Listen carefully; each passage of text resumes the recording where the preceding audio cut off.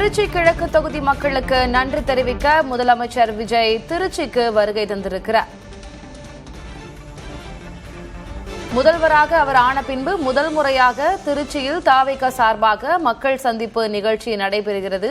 அவர் முதலமைச்சராக மக்களை சந்திக்கும் முதல் பெரிய நிகழ்ச்சியும் இதுவாகும். இந்நிலையில் திருச்சி வந்து சேர்ந்திருக்கிறார் முதலமைச்சர் விஜய்.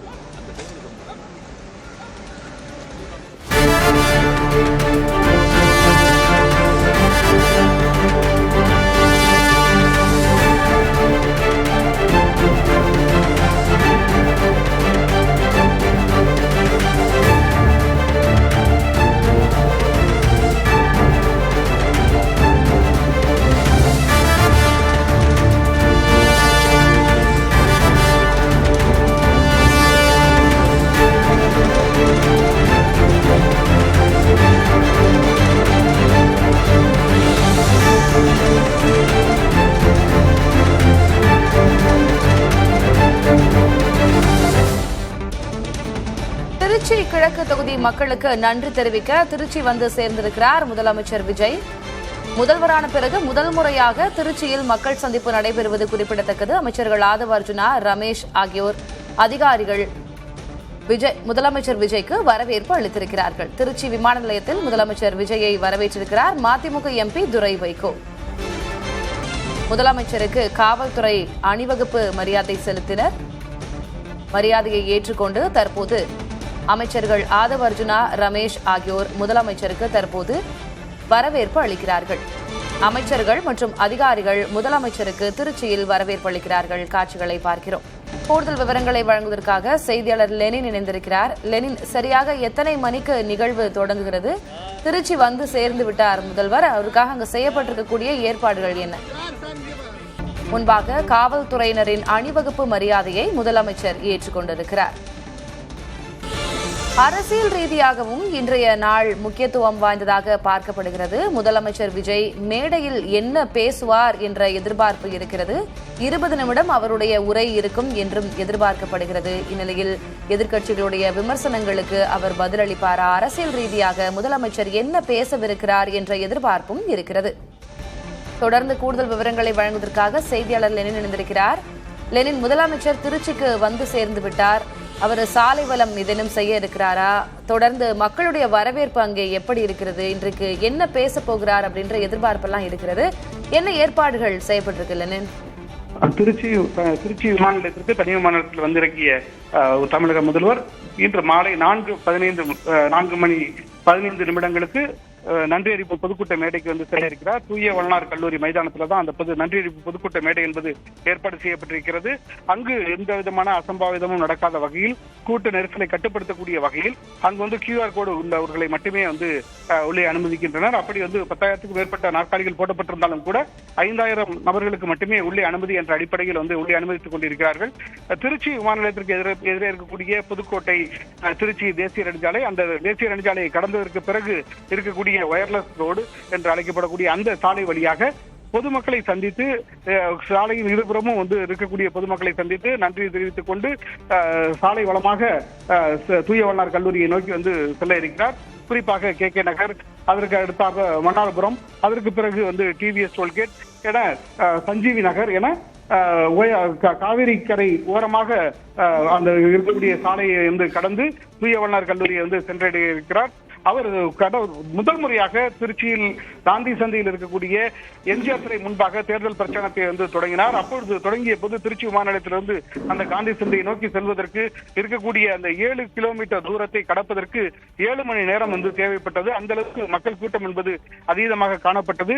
அதுபோன்று மக்கள் வந்து இவருடைய பயணத்திற்கு தடையாக இருக்கக்கூடாது, அதே சமயத்தில் மக்களை சந்தித்து நன்றி தெரிவிக்க வேண்டும் என்ற நோக்கத்தோடு இந்த வயர்லெஸ் ரோடு, மன்னார்புரம் இந்த பகுதியில் எல்லாம் சாலையினுடைய இருபுறமும் இரும்பு தடுப்புகள் வந்து அமைக்கப்பட்டிருக்கிறது. பொதுமக்கள் எக்காரணத்தை முன்னிட்டும் சாலைக்குள் வந்து அவருடைய பயணத்திற்கு வந்து தடையாக இருக்கக்கூடாது. அதே சமயத்தில் அவரும் வந்து பொதுமக்களை நேரில் சந்தித்து நன்றி தெரிவிக்க வேண்டும் என்கின்ற நோக்கத்தோடு இந்த பாதுகாப்பு ஏற்பாடுகள் செய்யப்பட்டிருக்கிறது. முதல்வர் வருகைக்கு முன்பாக திருச்சி மாவட்ட ஆட்சியர் அலுவலகத்திற்கு ஒரு வெடிகுண்டு மிரட்டல் கூட வந்தது. உடனடியாக காவல்துறையினர், மோப்பனாய் ஆகியவனை திருச்சி மாவட்ட ஆட்சியர் அலுவலகத்தில் முழு சோதனை என்பது நடத்தப்பட்டது. அதற்கு பிறகு திருச்சி மாவட்டம் முழுவதும் முதல்வர் வருகையை ஒட்டி பாதுகாப்பு என்பது பலப்படுத்தப்பட்டது. 3000க்கும் மேற்பட்ட போலீசார் பாதுகாப்பு பணிகளில் ஈடுபட்டு இருக்காங்க. திருச்சியில போக்குவரத்தும் மாற்றம் செய்யப்பட்டிருக்கு. குறிப்பாக திருச்சி கிழக்கு தொகுதியில் இருக்கக்கூடிய கோட்டை ரயில்வே மேம்பாலம் அந்த பணிகள் நிறைவடையாமல் இருக்கு. அதே போல கீழ அரண் சாலையில் இருக்கக்கூடிய டவுன்ஹால் ரயில் நிலையத்துடைய மேம்பாலம் அந்த பணிகளும் நிறைவடையாம இருக்கு. எனவே இந்த 2 பணிகளும் நிறைவடையாத இந்த சூழ்நிலையில காந்தி சந்தையும் இடமாற்றம் செய்யப்படாமல் இருக்கிறதுனால போக்குவரத்து நெரிசல் மிகுந்த பகுதியாக திருச்சி மாநகரம் என்பது இருக்கிறது. எனவே போக்குவரத்தை இந்த பொது போக்குவரத்தை மாற்றம் செய்து இவருடைய பயணத்திற்கு எந்த விதமான தடையும் இல்லாத வகையில் மாநகர காவல்துறையினர் ஏற்பாடுகளை செய்திருக்கிறார்கள். அந்த அடிப்படையில் இப்பொழுது இன்னும் சற்று நேரத்தில் திருச்சி விமான நிலையத்திலிருந்து தமிழக முதல்வர் விஜய் வெளியேற இருக்கிறார். திலகவதி, லெனின், இன்றைக்கு அவர் மக்களை சந்திக்கக்கூடிய முதல் பெரிய பொது நிகழ்ச்சி. அவர் அரசு நிகழ்ச்சிகள்ல பங்கு கொண்டிருந்தாலும் கூட அவர் தொகுதி மக்களை, திருச்சி மக்களை இவ்வளவு கூட்டம் நிறைந்த இடத்துல முதல் முறையாக சந்திக்கிறார் அவர் முதலமைச்சரான பிறகு. அந்த வகையில இன்றைக்கு தான் அவர் பதவியேற்றதற்கு பிறகு ஒரு மேடையில பெரிய உரை நிகழ்த்துகிறார் என்றால் அது இன்றைக்கு தான். அந்த வகையில இது முக்கியத்துவம் வாய்ந்தது. அரசியல் ரீதியாகவும் இது உற்று நோக்கப்படும். அவர் இன்றைக்கு என்ன பேசுவார் அப்படின்ற எதிர்பார்ப்பு இருக்கு. குறிப்பாக சென்னை, பெரம்பூர், திருச்சி கிழக்கு ஆகிய 2 தொகுதிகளில் போட்டியிட்டு வெற்றி பெற்றார். அப்படி வெற்றி பெற்றவுடன் சட்டப்படி ஒரு தொகுதியில் மட்டும்தான் அவர் உறுப்பினராக தொடர முடியும் என்கின்ற ஒரு நிலை ஏற்பட்டது. எனவே திருச்சி கிழக்கு தொகுதியில் இருக்கக்கூடிய அவரை வெற்றி பெற செய்த வாக்காளர்கள் அவர் திருச்சி கிழக்கு தொகுதியில ராஜினாமா செய்யக்கூடாது, அவர் பெரம்பூர் தொகுதியில் தான் ராஜினாமா செய்ய வேண்டும். தமிழகத்தினுடைய மையப்பகுதியாக இருக்கு திருச்சி கிழக்கு தொகுதி. எனவே அவர் திருச்சி கிழக்கு தொகுதியில் சட்டமன்ற உறுப்பினராக தொடர வேண்டும். ஒரு முதல்வருடைய ஒரு மாவட்டமாக திருச்சி ஏற்கனவே இருந்திருக்கிறது. குறிப்பாக செல்வி ஜெயலலிதா ஸ்ரீரங்கம் தொகுதியில் வெற்றி பெற்று அவர் ஒரு முதல்வர் தொகுதியாக அந்த ஸ்ரீரங்கம் தொகுதி என்பது இருந்தது. எனவே தேசிய சட்டப்பள்ளி உள்ளிட்ட பல்வேறு நலத்திட்ட பணிகள் அந்த தொகுதி மக்களுக்கு என்பது கிடைத்தது. அதுபோல திருச்சி கிழக்கு தொகுதியில் ஒரு முதல்வர் வேட்பாளர் வெற்றி பெற்று இது முதல்வர் தொகுதியாக இருக்கும் பட்சத்தில் பல்வேறு திட்டங்களை இந்த தொகுதியில் நிறைவேற்ற முடியும் என்று நம்புகிறார்கள். குறிப்பாக திருச்சி மலைக்கோட்டைக்கு இன்னமும் ரோப் காரோ அல்லது லிப்ட் வசதியோ இன்னும் இல்லை. அந்த படிக்கட்டுகளில் ஏறி வயதானவர்கள் தரிசிப்பது என்பது மிக சிரமமான ஒரு காரியமாக இருக்கிறது. எனவே அந்த பகுதியில ஒரு லிப்ட் அமைக்கணும் அப்படிங்கிற ஒரு கோரிக்கை என்பது நீண்ட காலமா இருக்கு. இது முதல்வர் தொகுதியாக இருந்தால் அது உடனடியாக நிறைவேற்றப்படும் அப்படிங்கிற அந்த ஆவல் மக்கள்கிட்ட காணப்பட்டது. அதே போல மலைக்கோட்டையை சுற்றி இருக்கக்கூடிய தேர் ஓடக்கூடிய அந்த சாலை அங்கு மின் கம்பிகள் அனைத்தையும் புதை மின் கம்பிகளாக மாற்றுவது அந்த திட்டத்தை அமல்படுத்தணும் அப்படிங்கிறதுக்காக இந்து சமய அறநிலையத்துறையிலிருந்து மாநகராட்சிக்கு பணம் கட்டப்பட்டிருக்கு. அந்த திட்டமும் உடனடியாக நடைமுறைப்படுத்தப்படும். வெளியில எந்த விதமான மின்சார உயர்களும் செல்லாது. பூமிக்கு அடியில் செல்வதால் அந்த தேர்வோடக்கூடிய பகுதி என்பது வேறு விதமாக மாற்றியமைக்கப்படும். அந்த திட்டமும் உடனடியாக நடைமுறைப்படுத்தப்படும் அப்படிங்கிற நம்பிக்கையும் அந்த தொகுதி மக்கள்கிட்ட காணப்பட்டது. அதே போல கோட்டை ரயில் நிலையம் அது நீண்ட காலமாக அந்த பணிகள் தொய்வாகவே காணப்படுகிறது. அந்த பணிகள் நிறைவடையாதனால, அந்த மேம்பால பணிகள் நிறைவடையாதனால போக்குவரத்து நெரிசல் என்பது அதிகமாக நிறைய கல்லூரிகளும் பள்ளிகளும் வர்த்தக நிறுவனங்களும் நிரம்பிய பகுதி அந்த கோட்டை ரயில் நிலைய பகுதி.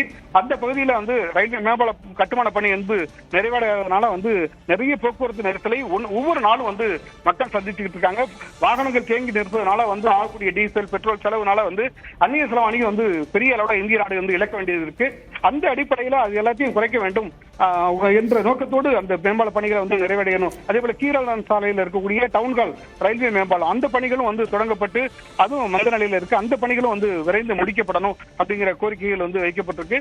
அது மட்டும் இல்லாம திருச்சி மாம்பழச்சாலையிலிருந்து பஞ்சப்பூர் நோக்கி செல்லக்கூடிய அந்த பாதையில புதிதாக அந்த ஒரு வழித்தடத்தை உருவாக்குவது, சாலை அமைப்பது என்கின்ற கோரிக்கை இருக்கு. அதுல 2 கட்டத்திற்கு மட்டுமே தமிழக அரசு நிதி ஒதுக்கியுள்ளது. அதே போல சத்திரம் பேருந்து நிலையம் புதுப்பிக்கப்பட்ட நிலையிலும் கூட இன்னும் மழை பெய்தால் அங்கு நிற்கக்கூடிய பயணிகள் மலைச்சாரல்ல நனைய வேண்டிய ஒரு நிலைமை என்பது இருக்கிறது. எனவே அந்த பகுதியில் போக்குவரத்து நெரிசலை குறைக்க வேண்டும். மக்கள் உடனடியாக கரூர் தேசிய நெடுஞ்சாலையிலிருந்து சென்னை தேசிய நெடுஞ்சாலை அடைவதற்கான அந்த பாதை என்பது போக்குவரத்து நெரிசல் இல்லாத பகுதியாக மாற்ற வேண்டும் என்ற கோரிக்கையும் அதே போல இருக்கிறது.